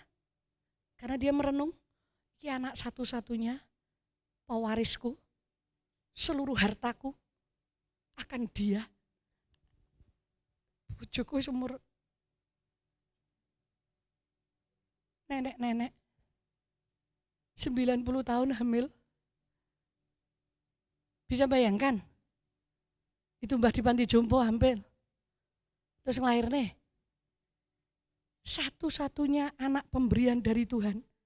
Mosok toh Tuhan ini minta untuk dipersembahkan. Gak keliru toh Tuhan ini. Kira-kira ada kesempatan enggak untuk mempertanyakan itu? Ada. Bukan berarti waktu Tuhan kasih firman langsung Abraham gini. Nah, butuh waktu berjalan. Dan di situ dia tetap taat. Di dalam kegalauannya. Di dalam pertanyaan-pertanyaan di pikirannya yang begitu banyak. Di mulutnya dia tidak keluarkan kegalauannya. Hanya di pikiran yang begitu banyak. Yang begitu bertanya-tanya. Aduh Tuhan bagaimana ini? Tuhan bagaimana? Tetapi dia menang. Karena dia tetap melangkah. Itu yang membuat setan harus mundur dari hidupnya Abraham. Kuasa kegelapan harus menyingkir. Makanya orang Kristen, setan ora doyan, demit ora dulit, leloro podo, amargo, rejekine teko, saben dina bejo, tumrape sing percaya Gusti Yesus. Bukan hanya percaya loh, lagu itu kalau saudara hafal dari apa awalnya, percaya Gusti Yesus lan manut piwulange. Loh beda aja. Yen sadina-dina ngrasakne sabdane. Lagi karepe percaya tok, gak ngrasakne, gak manut piwulange, biar saudara. Tuhan kita ini, Abraham itu tetap taat. Dia tidak hanya percaya kepada Tuhan karena apa yang dia terima. Tapi dia percaya kepada Tuhan karena siapa Tuhan itu. Sebentar, Kejadian tadi di atasnya. Kejadian 12 ayat 7 itu ketika itu Tuhan menampakkan diri kepada Abraham dan berfirman, aku akan memberikan negeri ini kepada keturunanmu. Maka didirikannya di situ mezbah bagi Tuhan yang telah menampakkan diri kepadanya. Abraham itu selalu mendirikan mezbah. Begitu dia habis ketemu Tuhan, dia mendirikan mezbah. Memberikan korban. Itu tanda penghormatan. Rasa percaya itu diungkapkan. Jadi kalau saudara dan saya memberi persembahan itu sebenarnya bukan persembahan biasa. Ini ungkapan kepercayaan kita kepada Tuhan. Gitu loh saudara. Karena di Alkitab tuh ditulis begitu. Begitu Abraham ketemu Tuhan, habis ketemu dengan malaikat Tuhan. Dia mendirikan mezbah, mengorbankan lembu jantan di situ. Jadi saudara jangan salah dengan persembahan kita. Ini bukan karena Pak Bambang yang terus-menerus duit terus. Tidak. Ini adalah ungkapan hati kita kepada Tuhan. Kepercayaan kita. Karena aku percaya, makanya aku memberi Tuhan. Karena ini persembahan. Berbau harum di hadapanmu. Nah, kalau kita harus memberi lembu, saya tanya kanan kiri. Coba tanya kanan kiri. Kalau setiap ibadah kita harus memberi lembu kayaknya biar. Gereja sugih loh itu.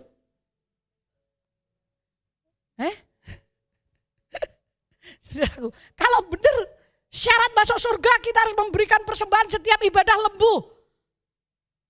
Coba saudaraku, direwangi. Itu saya mikir ya, orang yang pergi ke sana untuk beribadah mendapatkan titel haji, kenapa mereka setiap tahun berbondong-bondong jutaan? Karena ada labelnya bahwa di dalamnya orang yang mati waktu mereka menjalankan ibadah itu masuk surga. Makanya mereka wani ngedol sawah. Apapun juga nabung sampai piye direwangi ya saudara. Saya bingung. Hebat ya. Gitu tuh uang sugih-sugih loh sing budal iki. Lu bukan orang kaya-kaya loh. Sedangkan di sananya sendiri orang-orang sana sing kaya waktu bulan itu mereka tur ke Amerika. Lah ya wong negara entuk duit dhek entuk duit akeh. Ya dolan deh. Uga ikut ibadah kan ada bulannya ya toh, bulan haji, bulan apa. Orang Indonesia itu jutaan. Antri mereka daftar bisa sampai 30 tahun. Lah wae dhewe iki lho saking penake mlebu swarga. Saudaraku, setan gak doyan demit gak dulit. Kita lupa untuk mempercayai bahwa Tuhan kita adalah Tuhan yang ajaib. Abraham taat kok. Next berikutnya, sekarang yang terakhir. Daud. Karena Daud tahu siapa Tuhannya. Di dalam Mazmur 119. Dia itu berkata, aku tuh mengulang-ulang perkataanmu dengan mulutku. Daud mengulang-ulang perkataan Tuhan dengan mulutnya. Dia merenungkannya. Dia memperhatikan firman itu. Dan dia menggemari firman itu. Wow. Karena Daud tahu siapa Allahnya. Siapa Tuhannya. Saudaraku, musuh iman adalah ketakutan. Musuh iman kita adalah ketakutan. Benar, ketika saudara takut menguasaimu lumpuh imanmu. Tapi musuh ketakutan bukan iman. Musuh ketakutan adalah kasih agape. Karena di dalam kasih tidak ada ketakutan. Kasih itu melenyapkan ketakutan. Saudara, begitu ada unsur ketakutan dalam diri kita, apapun alasanmu. Saya pernah bertemu dengan seseorang Kristen yang benar-benar rohani dan berkata, tapi benar-benar Bu Ella, untuk hal ini saya itu takut nanti kalau dia marah, takut alasannya apapun juga. Saya berkata, kasihmu tidak sempurna, kasih Allah dalam hidupmu. Karena kalau kasih itu sempurna, kasih itu rela disalahpahami, kasih itu rela dicaci maki, kasih itu rela menderita, karena kasih itu adalah Allah sendiri. Saudaraku, yang terakhir, ingat perkataan ini, itu kalimat terakhir. Mari kita baca bersama-sama. 2, 3. Badai tidak menenggelamkan kapal, justru menunjukkan siapa nahkoda kapal. Maksudnya apa? Badai yang kita alami itu gak akan menenggelamkan kapal hidup kita. Justru itu akan menunjukkan siapa nahkoda kapal. Kalau nahkoda kapal perahu hidupmu itu dirimu, monting. Tapi kalau nahkodanya di situ adalah Yesus Kristus. Hidup yang dipenuhi dengan hidup Yesus. Yang kita sudah tukarkan dengan Tuhan. Bahwa hidup kita dipegang Tuhan dan hidup Yesus ada dalam diri kita. Sebesar apapun badai tidak bisa menenggelamkan kapal itu. Justru akan membuktikan, ini loh Badai yang aku alami itu begitu besar, begitu kuat. Dan seharusnya menurut kata manusia, menurut perkataan semua orang di dunia, menurut sains, menurut hitungan, aku hancur. Tapi karena yang memegang hidupku, nahkoda hidupku adalah Yesus. Justru badai itu menunjukkan bahwa nahkoda hidupku adalah Yesus sehingga aku berkemenangan. Ayo saudara, saya ngomong begini karena saya juga sedang terus menerus berkata, jangan sampai hidupku muncul lagi Tuhan. Karena hidup manusia itu lemah, saya bisa trauma, saya bisa ketakutan. Secara tidak sadar saya kena trauma. Saya nggak mengerti kalau saya ini trauma sampai ketika berdoa bersama-sama di sini dengan pekerja. Tiba-tiba saya tuh ketakutan dan saya kayak gemetaran begitu. Ketika saya gemetar lagi karena waktu itu lagi bicara sesuatu yang pernah saya lihat, pernah saya dengar dan saya ngerti itu. Nah, kok yuk diomong gitu loh. Itu loh saudara caranya setan tuh kadang-kadang. Apa yang kita takutkan, apa itu tuh kadang-kadang orang-orang yang bicara tuh nggak ngerti apa yang saya alami. Nah, mereka nggak ngerti. Cuman mereka sedang berbicara tentang apa yang menakutkan bagi saya. Nah, ketika kita berdoa sama-sama, saya nggak sadar, saya ketakutan, badan saya sampai menggigil, saudara. Tiba-tiba saya begini, tiba-tiba saya bergerak begitu di dalam menyembahkan Tuhan. Dan rupanya ada salah satu pengerja yang buka mata dan melihat saya. Ketika saya refleks seperti itu, oh iya, saya tahu. Badai itu begitu besar dan kuat. Tapi yang saya tahu, bahwa Allah yang saya sembah dan saya layani, Allah yang tidak pernah gagal melakukan rancangannya buat hidup ini. Yang saya percaya, bahwa justru akan terlihat bahwa nahkoda hidup perahu kami adalah Yesus Kristus. Ayo, jangan biarkan ketakutan itu memegang hidupmu. Jangan izinkan persoalan itu menguasaimu. Kuasai persoalan. Tundukkan. Kapan kita bisa menguasai persoalan? Nah, tapi belum selesai Bu Ella. No, saya belum selesai. Tapi saya menguasainya. Ketika saya mulai berkata, aku bersyukur Tuhan dengan peristiwa-peristiwa yang terjadi ini. Karena aku tahu justru ini menunjukkan Engkau Tuhan yang luar biasa. Saat itu berarti di alam roh kita sudah mengambil titik balik, diputar. Kita tidak dikuasai masalah, kita menguasai masalah itu. Karena mulut kita sudah berkata, aku bersyukur kepadamu ya Tuhan. Ini yang dinamakan kuasa ucapan syukur. Ucapan syukur itu dari sini, bukan hanya di sini, tapi dari dalam dan pengertian. Yang aku tahu Engkau Tuhan yang tidak pernah gagal. Yang aku tahu Engkau Tuhan yang tidak pernah terlambat. Yang aku tahu Engkau Tuhan yang berdaulat atas hidup ini. Yang aku tahu Engkau Tuhan yang sanggup melakukan apa yang tidak bisa manusia kerjakan. Ketika pengertian itu masuk dalam diri kita, kebenaran itu memerdekakan hidupmu dan hidupku. Mari kita berdiri bersama.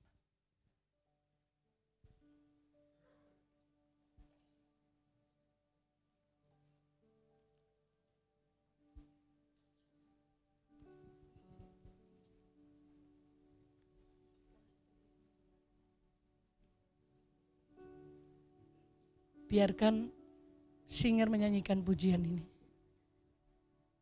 Tapi saudara, tenangkan dirimu di hadapan Tuhan.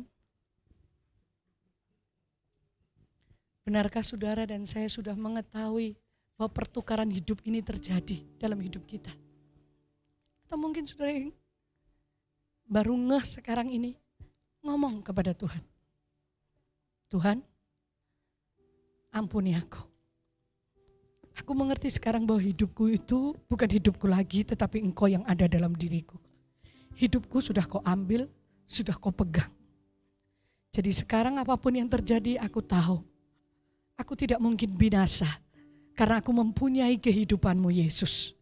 Hidup yang tidak sia-sia, hidup yang kekal. hidup yang berarti. Semuanya akan menjadi berarti. Berbicaralah dengan Tuhan. Tolong aku Roh Kudus. Untuk aku mengambil kodrat ilahi. Karena karunia-Mu yang kuberikan kepada kami.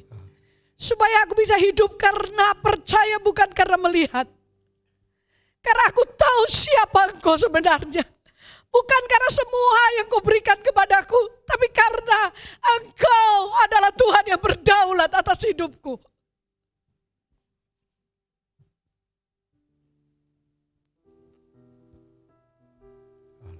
Yesus Tuhan. Berbicaralah dari hatimu kepada Tuhan. Mungkin selama ini engkau jatuh bangun terus. Ada hal yang tidak bisa kita lakukan di luar kemampuan kita. Hanya kasih-Nya yang melayakkan hidup kita.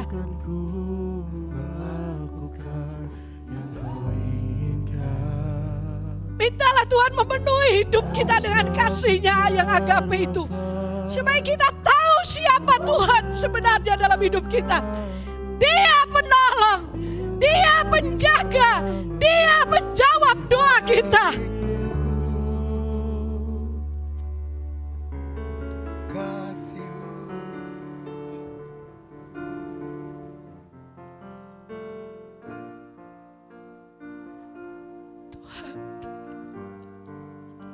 Aku sampaikan apa yang menjadi pesan-Mu pagi hari ini kepada umat-Mu.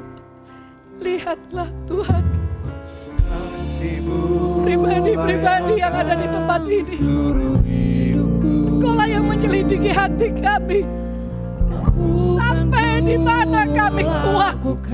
Kemanusiaan kami Tuhan terbatas. Tetapi firman-Mu itu memerdekakan kami.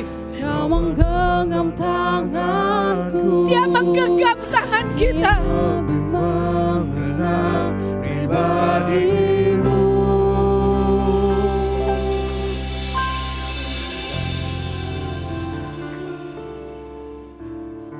Kasih-Mu nyatakan seluruh hidupku. Penuhi kami dengan kasih-Mu Tuhan pagi hari ini. Bukan ku Sehingga kami mampu melakukan yang Kau inginkan Tuhan. Tanpa kasih-Mu kami tidak mampu berbuat apa-apa. Kau menggenggam tanganku. Ketika saudara merasakan lebih mengenal pribadi-Mu. ingin mengenal pribadinya, sembah Dia dengan segenap hatimu, angkat hatimu.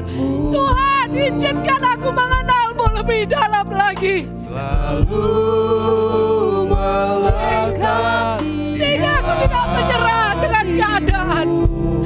Aku tahu Engkau yang memegang perahu hidupku.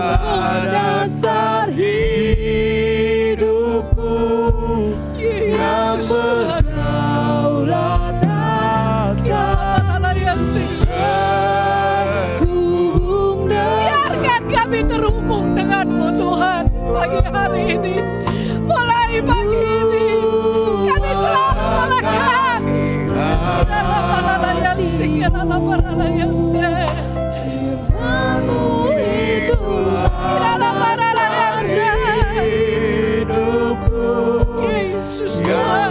Berdaulat atas hubung denganmu. Dalam paralayasi, semua roh ketakutan, semua tipu daya setan, semua cara-cara setan, pagi hari ini aku memutuskan di dalam nama Yesus Kristus, karena firman Allah yang kami tangkap, kami mengerti, itu memerdekakan umat Tuhan di tempat ini. Tidak ada keputusasaan, tidak ada kata menyerah, tidak ada penyesalan yang tanpa harapan, tidak ada lagi hidup sia-sia, tetapi hidup yang memiliki hidup Kristus, hidup yang tidak binasa akan turun memenuhi umat-Mu.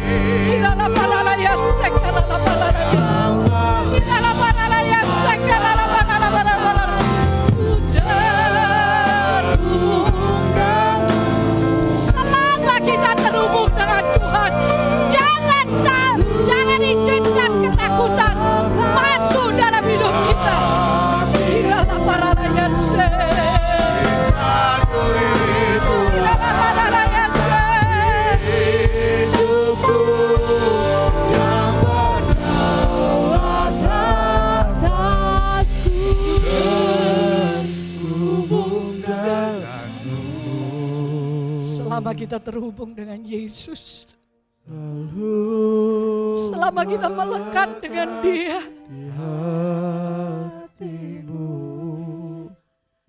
Firman-Mu Jangan beri kesempatan itulah dasar kepada iblis untuk menipu kita. hidupku yang berdaulat atas terhubung denganmu. Saya tidak tahu saudara yang datang dengan beban berat, Melekat di hatimu. dengan masalah dan persoalan yang belum terselesaikan, doa yang belum dijawab. Itulah dasar Saudara, hidupku yang sadari siapa kita di dalam Yesus. atas Sadari siapa Allah sebenarnya yang kita sembah. Saya akan berdoa bagi saudara-saudara supaya Tuhan menerjemahkan firman Tuhan ini lebih dalam, sehingga hidup kita itu hidup karena percaya. Engkau bisa menengadahkan tanganmu, Abah ya Bapa, di dalam nama Yesus. yang berdaulat. Kiranya Roh-Mu yang kudus akan menerangkan lebih dalam kepada setiap anak-anak-Mu. Beban berat, masalah, kesukaran, keputusasaan, itu tidak akan menghancurkan hidup kami selama Engkau memegang dan ada dalam hidup kami. Pagi hari ini, biarlah Allah Roh Kudus turun memenuhi umat-Mu.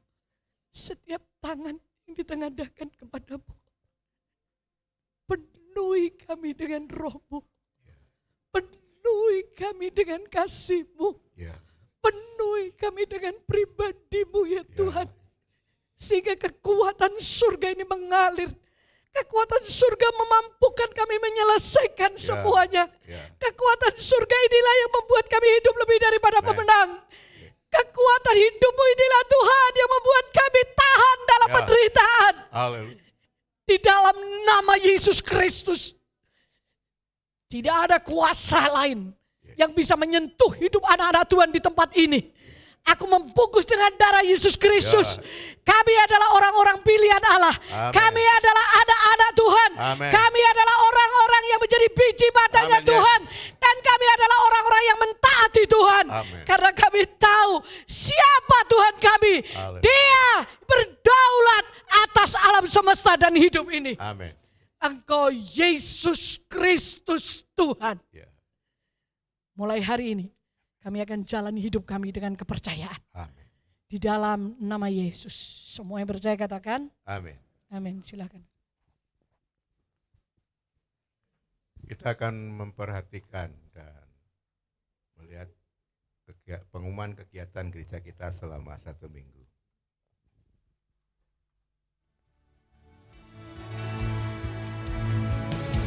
Salam jemaat GUPL Sadai yang dikasihi Tuhan. Berikut pengumuman gereja untuk 1 minggu ke depan. Mari antusias untuk mengikuti Komsel. Bagi yang belum bergabung dalam Komsel, silahkan menghubungi Sakom. Mari kita awali sepanjang hari dengan mengikuti doa pagi. Setiap hari Selasa dan Rabu pukul 5 pagi di meeting room gereja. Menara doa setiap hari Senin sampai Jumat pukul 6 sore di meeting room gereja, sesuai dengan jadwal Komsel masing-masing. Pelayanan orang jalanan setiap hari Selasa pukul 11 siang di Panti. Bagi jemaat Tuhan yang rindu mendukung pelayanan ini, bisa menghubungi Bapak David.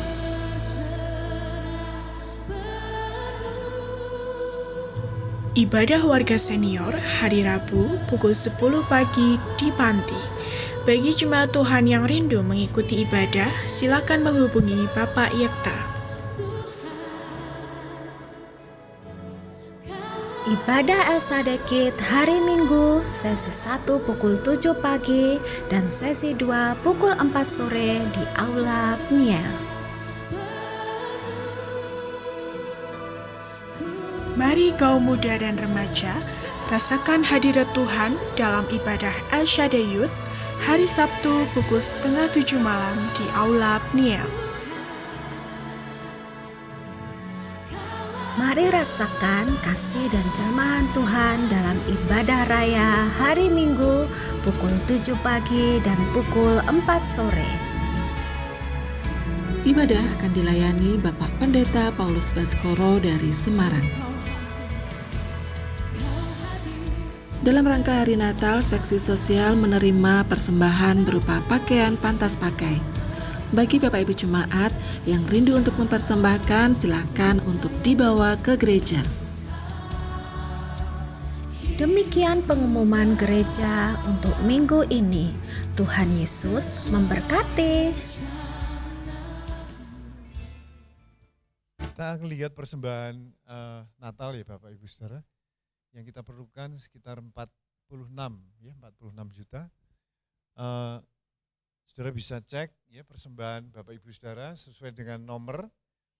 Ya, ada penulisan yang salah, memang tertulis 10.000, padahal sebetulnya 100.000. Tapi jumlahnya tetap sama ya. Ya.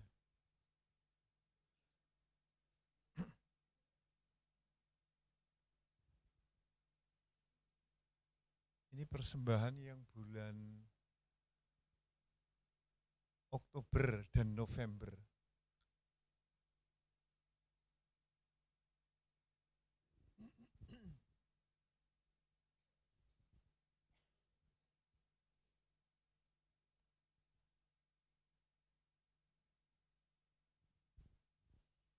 Bapak Ibu Saudara yang belum terima amplop bulan November ya bisa menghubungi Asher di belakang. Saya harap Bapak Ibu Saudara semua ambil bagian ya dari kita untuk kita semua sesuai dengan kerelaan dan kemampuan masing-masing.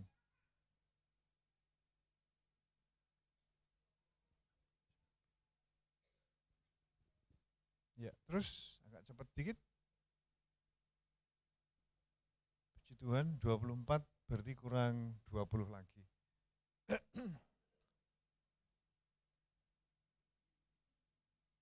Nah, saudara, minggu yang lalu kita umumkan tentang iuran kematian atau gotong royong, ya, yaitu 5.000 per bulan, ya bukan per hari, 5.000 per bulan setiap orang.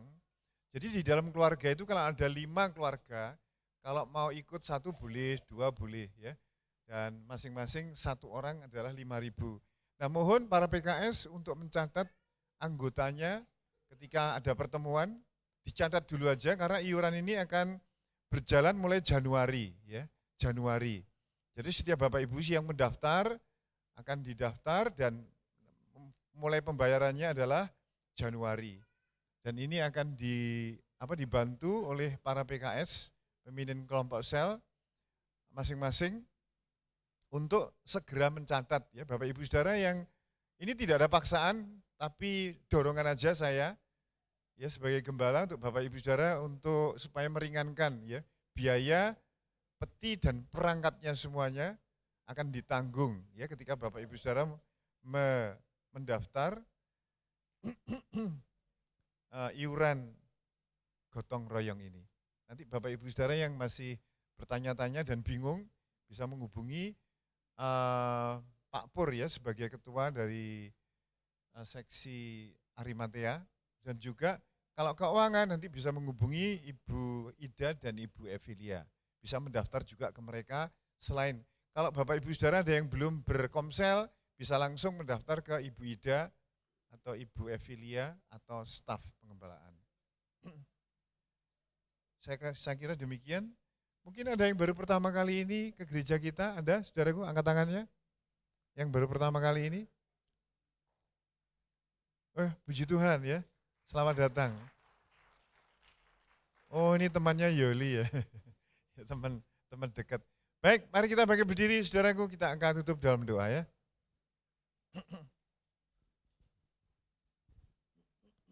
Mari kita mengangkat persembahan kita yang sudah disiapkan. Bapa di surga, kami bersyukur sampai hari ini Engkau tetap setia di dalam memberkati kami. Sehingga kami menjadi berkat. Khususnya persembahan ini bagi kelangsungan, operasional, biaya-biaya pelayanan pekerjaan Tuhan. Diberkati oleh Tuhan kiranya, saudara semuanya. Terima kasih Tuhan. Mari kita mengangkat dua tangan kita, saudara.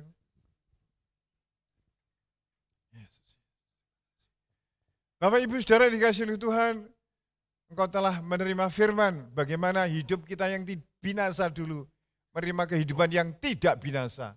Mari kita memakai hidup kita untuk melayani, bukan melayani dosa, tetapi melayani kebenaran, melayani Tuhan di hari-hari esok, di hari-hari di mana kita diberi kesempatan Tuhan untuk melayani. Kiranya rahmat Allah Bapa dan kasih-Nya Tuhan Yesus Kristus dan kuasa Roh Kudus ada menyertai dan memberkati hidup saudara semuanya sampai Maranatha Tuhan datang kembali. Dalam nama Tuhan Yesus, haleluya, amin. Amin.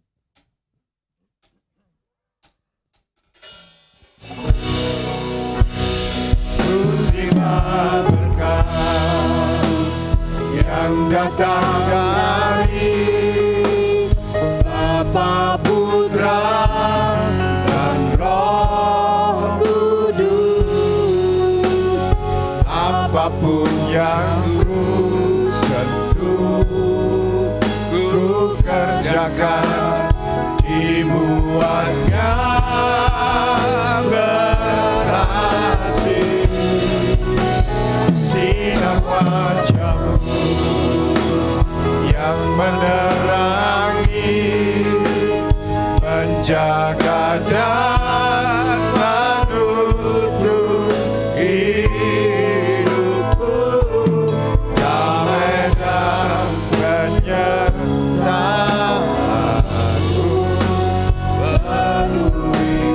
Damai dan penyertaan-Mu. Kita angkat tangan kita, saudara.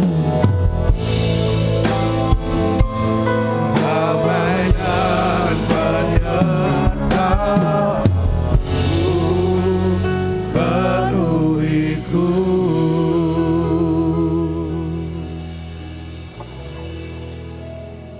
Kami pulang membawa kekuatan baru. Dan kami tahu Engkau Allah yang bersama dengan kami. Terima kasih Tuhan, kami diberkati, diperbarui hidup kami. Dalam nama Yesus, amin. Selamat pulang, Tuhan Yesus memberkati.